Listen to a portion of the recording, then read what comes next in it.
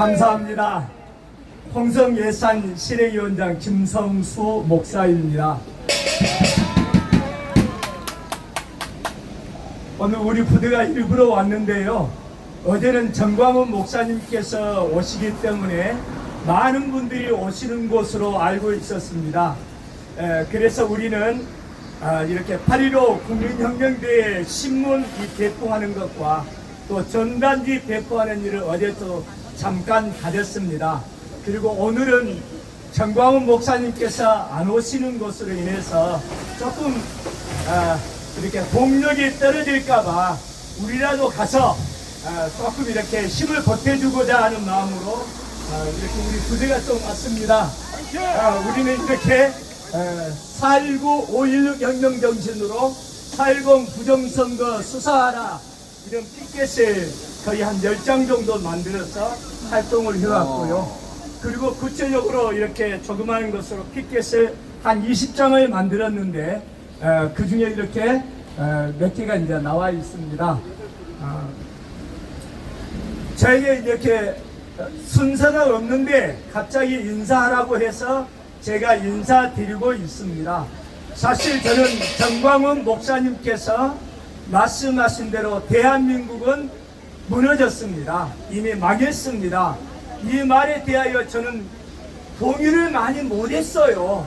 아직도 이렇게 편안하게 잘 살고 있는데 지금 뭔가 경찰도 움직이고 있고 검찰도 뭔가 한 것 같고 그리고 이제 사법부뿐만 아니라 입법부도 행정부도 돌아가고 있는데 이렇게 정말 대한민국이 망했다는 말인가?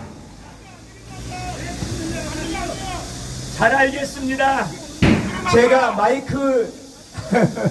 마이크를 잡은 지가 오래돼서 그렇습니다. 예. 저 김성수 목사입니다. 예, 뒤에 들리시지요? 감사합니다. 정광훈 목사님께서 사실 대한민국이 망했다고 하는 말씀을 하셨는데 저는 쉽게 동의를 못했습니다. 여전히 평범하게 돌아가고 있는 현실의 삶 속에서 큰 지장을 받지 않았기 때문입니다. 여전히 생활하고 있었고 이렇게 특별하게 무슨 일이 일어난 것 같지도 않았는데 별 큰 문제가 없었다 이렇게 생각이 되었습니다.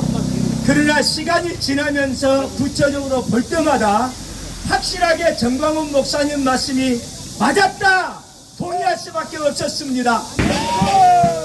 입법부는 무너졌습니다. 야당이 192석을 차지했습니다. 그건 선관위의 발표입니다. 그런데 우리는 그것을 불신합니다. 이유는 왜 그러냐? 선관위를 불신하기 때문입니다. 선관위의 발표를 신뢰할 수가 없습니다. 왜 그러느냐? 제가 해보니까 그렇게 나타났어요. 실제로 제가 선거에 이번에 처음부터 끝까지 실질적으로 임했던 사람 중에 하나입니다. 제가 그 지역에 있어서 예비 후보자 선거 사무장을 지냈습니다. 그렇기 때문에 처음에부터 구체적으로 쭉 모든 과정을 다 했었는데 아주 핵심만 몇 가지 이야기하도록 하겠습니다. 저는 약 60년 넘게 이렇게 삶을 살아오면서 선거 투표에 열심히 참석해왔고 때로는 선거에 대해서 여러 이야기도 해왔는데 이번처럼 내가 선거 당사자가 되어서 선거에 임해본 것은 처음입니다. 그런데 가장 중요한 거 한 가지 말씀드리고 내려가려고 합니다. 다름이 아니라 제가 개표 참관인으로 동참했을 때입니다. 제가 개표 참관인으로 왔을 때에 거기에 함들이 들어왔는데 투표함이지요. 투표함에 있어서는 이 투표함이 있고 그 위에 뚜껑이 있고 그 뚜껑과 함을 고리로 연결을 이렇게 한 다음에 봉인을 하죠. 봉인지를 붙이죠. 근데 봉인지를 한번 뜯게 되어지면 봉인지 뜯은 자국에 검get이 있어요. 이것을 홀로그램이라고 합니다. 이런 자국이 남은 것이 이 투표함 39개 정도의 홍성군에서만 39개 가운데 6개가 홀로그램이 남아있는 투표함이 나왔습니다. 이게 도대체 뭐냐? 이렇게 한번 봉인지를 뜯었다가 다시 한 거 아니냐? 라고 이의를 제기했습니다. 그런데 마지막 7번째 것은 더 결정적인 것이 나왔어요. 어떤 것이냐? 제가 이렇게 다 이렇게 확인을 했는데 뚜껑과 투표함이 완전히 분리가 되어버립니다. 고리가 연결되지 않았다는 겁니다. 투표함을 덮고 있는 뚜껑에만 고리가 걸려 있었고 그 위에만 봉인지가 붙어 있었습니다. 그래서 뚜껑을 이렇게 함을 들었더니 뚜껑만 들리는 겁니다. 밑에 함 자체가 완전히 분리되어 버렸고 이건 홀로그램이 필요 없이 자체가 마음대로 투표함이 이렇게 투표함을 덮고 있는 이 뚜껑과 완전히 분리되어 있기 때문에 내용물 자체를 도저히 신뢰할 수 없는 이런 상황이 되었습니다. 이의를 제기했습니다. 선관위에서도 말을 합니다. 뭐라고 하느냐? 관리부실이다 라고 이야기를 합니다.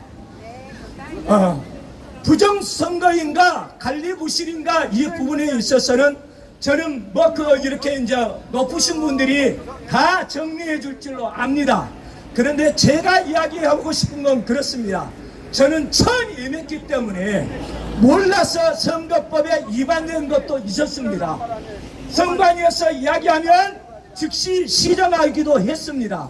그런데 선관위에서 하는 일은 그것이 직업입니다. 단 한 번의 선거에 있어서도 관리부실이란 말은 나와서는 안 되는 거고요. 혹시 관리부실이라고 한 것이 나왔다고 한다면 도대체 누가 이 관리부실에 대해서 책임을 졌느냐? 문책당한 사람은 뭐냐? 그 사람은 어떤 과외를 받았고 어떤 처벌을 받았느냐? 다음에 어떻게 이 관리부실에 대해서 시정하고 바르게 잡아갈 것인가? 이런 거에 대해서는 아무런 이야기가 없어요. 더더구나 아주 결정적인 부분에 세상에 투표함 뚜껑과 투표함이 완전히 분리되어 버렸는데 이것을 당락에 결정적인 것이 아니기 때문에 당락에 있어서 영향을 주지 않기 때문에 이것을 그대로 개봉하자 이렇게 해가지고 결국은 이제 진행이 되었는데 단 한 표라도 또는 단 한 표라도 정말 이상이 있다고 한다면 그건 나의 주권이 침해당한 것이므로 이건 바로잡아져야 될 줄로 믿습니다. 동의하십니까? 아멘. 예. 그러면 관리부실이라고 한다면 확실히 이 관리부실한 사람에 대해서 책임을 묻고 어떤 징계를 받았는지 좀 발표해 주셨으면 좋겠고, 예, 한번 따라서 해보겠습니다. 관리부실 책임자를 분명히 문책하라! 문책하라! 문책하라! 문책하라! 예, 그래서 다시는 이런 관리부실 같은 일이 일어나지만 않았으면 좋겠습니다. 그리고 확실하게 부정선거에 대한 것을 의심할 수밖에 없는 내용들이 나왔기 때문에 저는 이걸 100% 1000% 1000% 부정선거라고 확신합니다. 따라서 부정선거 수사하라! 수사하라! 예, 제대로 수사해야 됩니다. 제가 조금 더 이야기해도 됩니까? 예. 제가 이 부정선거에 대해서 확실하게 이렇게 말씀드리겠고요. 지금 현재 있어서 여기에 저는 오늘 안양지청 앞으로 온 것에 대해서는 이런 생각을 가졌습니다. 세상에 유창문과 같은 판사가 다시는 나타나서는 안 되겠다. 강규태 판사 같은 사람은 나타나서는 안 되겠다. 이런 마음입니다. 확실하게 잘못된 것을 인정을 했으면 구속을 시켜야 되는 겁니다. 그런데 어떻게 대표라고 해가지고 이거 정치적인 것으로 인해서 판사가 제대로 판결을 안 하면 우리는 어디에다가 호소를 할 수가 있겠습니까? 이건 판사가 제대로 판사 짓을 해야 됩니다.